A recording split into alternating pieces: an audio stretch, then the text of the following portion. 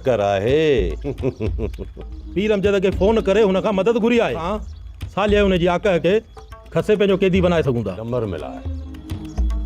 हाज़रीन ऐं नाज़रीन, drama serial Haveli जी अचण वारी किस्त जे बारे में तव्हांखे मालूमात ॾींदासीं। हवेली ड्रामो दिलचस्प ऐं ज़बरदस्त बणिजी चुको आहे।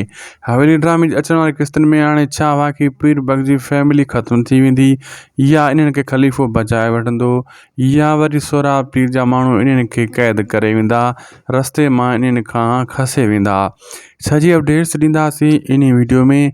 हिन खे आख़िर ताईं ॾिसंदा जीअं तव्हांखां का बि अपडेट्स मिस न थिए। ऐं दोस्तो हलूं था अॼु जी अपडेट जी तरफ़। दोस्तो मां तव्हांखे ॿुधाईं थो हलां त हाणे इहो पीछो करे रहिया आहिनि बार बार पीर सुराब जा माण्हू ख़लीफ़े जे माण्हुनि जो जेका पीर अमजद मोकिलिया आहिनि, वञी करे पीर बग जी फैमिली साले वारनि खे वठी अचो। हिननि खे धप पइजी चुकी आहे। इहे तमामु जल्द पीछो करे जॾहिं हू तो कंफर्म कंदा, लेकिन पीर अमजद जो ख़लीफ़ो बि होशियारु माण्हू आहे, पंहिंजी पूरी होशियारी कंदो, लेकिन हू जेको आहे थोरी तकबर करे थो। पीर अमजद जो ख़लीफ़ो ऐं ॾे थो।